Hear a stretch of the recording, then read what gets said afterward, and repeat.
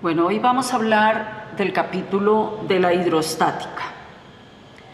La hidrostática se refiere al estudio de los fluidos en reposo. Un fluido es una sustancia que puede escurrir fácilmente, que resbala y que puede cambiar de forma debido a la acción de pequeñas fuerzas. Fluir es cambiar de forma. Los fluidos resbalan, ¿por qué? Porque sus fuerzas moleculares son muy débiles.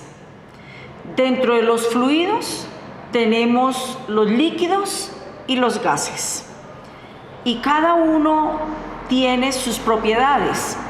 En este momento vamos a hablar de la compresión. Los líquidos no son compresibles. Yo puedo meter un líquido dentro de una botella hasta el tope, hasta la parte de arriba, y le quiero meter un corcho y veo que ese corcho no entra. ¿Por qué? Porque los líquidos no se pueden comprimir, no son compresibles, mientras que los gases sí son compresibles. En nuestro cuerpo humano también tenemos fluidos. Hay tanto líquidos como gases. Cuando respiramos, sangramos, orinamos, etc. Lloramos. En este capítulo vamos a estudiar el concepto de la presión. Imaginémonos que tenemos acá un ladrillo. Y ese ladrillo ya vimos que si hiciéramos el diagrama de fuerzas, la primera fuerza es el peso. Y ese peso pues lo voy a representar por una fuerza. Y ese ladrillo está ubicado sobre un área. Entonces vemos que cada una de las partículas de ese ladrillo se está apoyando sobre el área que ocupa la base de ese ladrillo. Por eso vamos a decir que para que haya presión se necesitan dos cosas. Una, que haya una fuerza perpendicular y otra, que haya un área donde se pueda apoyar o donde se apoye. Por eso la ecuación para la presión es la fuerza que se ejerce sobre el área donde está apoyado el cuerpo. Esta es la ecuación para presión.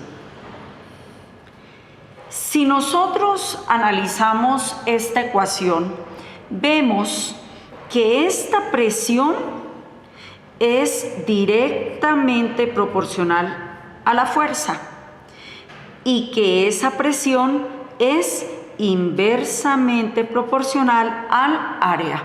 ¿Qué significa? Que entre más fuerza o entre más peso tenga el cuerpo, mayor va a ser la presión. Pero que entre menos área tenga el cuerpo, esté apoyado ese cuerpo en menos área, pues mayor va a ser la presión o viceversa. Una es directamente proporcional y la otra es inversamente proporcional. El aparato que se utiliza para medir las presiones se llama el manómetro. Y ese, por ejemplo, lo encontramos en las gasolinerías para medir la presión del aire en los neumáticos de un automóvil. ¿Cuáles son las unidades para la presión? ¿De dónde salen las unidades? De esta ecuación. Entonces miremos, en el sistema MKS o sistema internacional, la unidad de fuerza es el newton. Y la unidad de área es el metro cuadrado.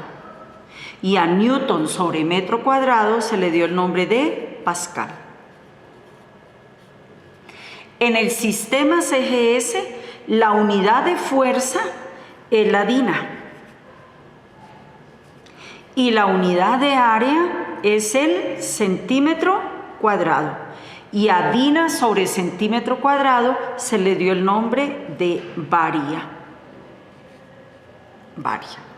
Y tenemos unidades secundarias.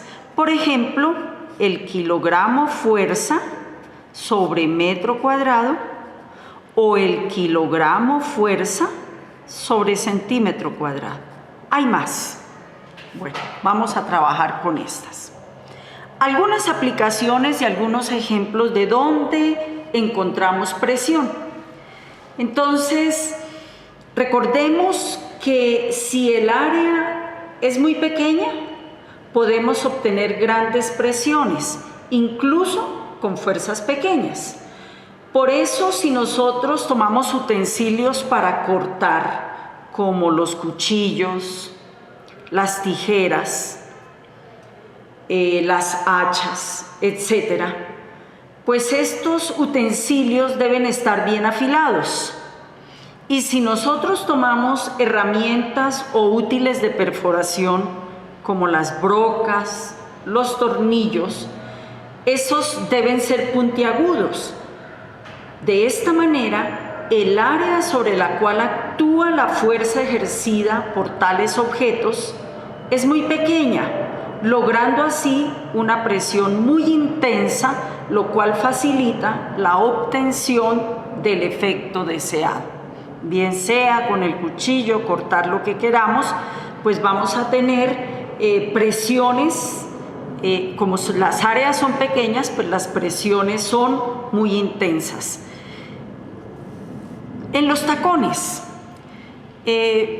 fíjense, niñas, que hay unos tacones gruesos y hay unos tacones puntiagudos. El tacón puntiagudo es menos área. Si hay menos área, hay mayor presión. El tacón grueso, ojalá un tacón corrido, pues hay más área, por lo tanto tendremos menos presión. Y cuando se quieren obtener presiones pequeñas, hay que hacer que la fuerza se distribuya sobre áreas grandes.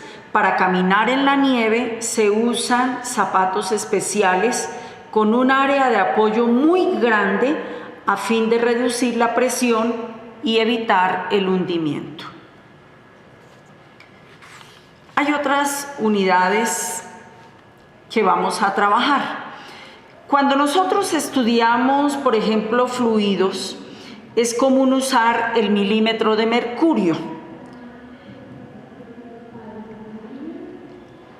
Una presión de 1 milímetro de mercurio es la presión ejercida sobre su base por una columna de mercurio de 1 milímetro de altura.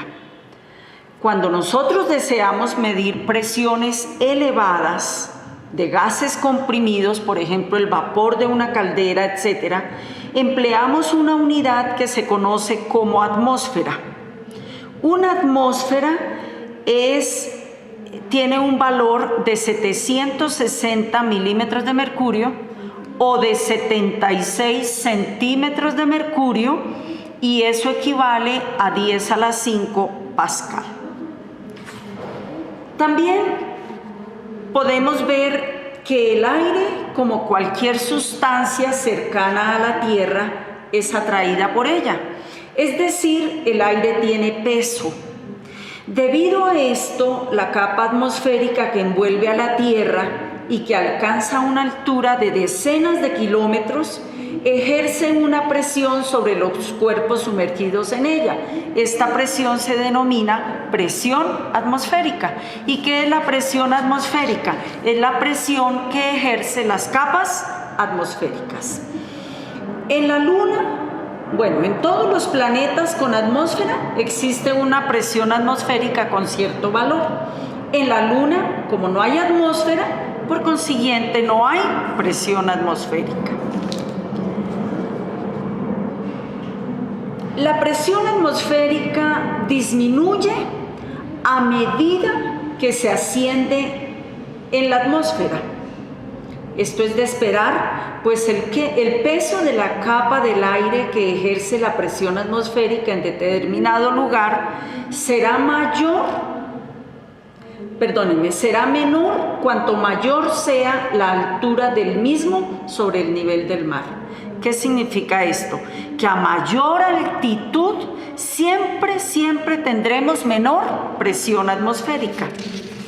Y a mayor profundidad vamos a tener mayor presión atmosférica. A mayor profundidad, mayor presión atmosférica. ¿Por qué? Porque cuando uno se sumerge en el agua de una piscina, por ejemplo, a medida que nos sumergimos, la presión aumenta, pues el peso de la capa líquida del agua de la piscina que ejerce la presión en un punto será mayor cuanto más grande sea la profundidad de dicho punto. Hasta ahí hemos visto el inicio de la hidrostática. Recuerden que son fluidos que resbalan y que dentro de esos fluidos están los líquidos y los gases.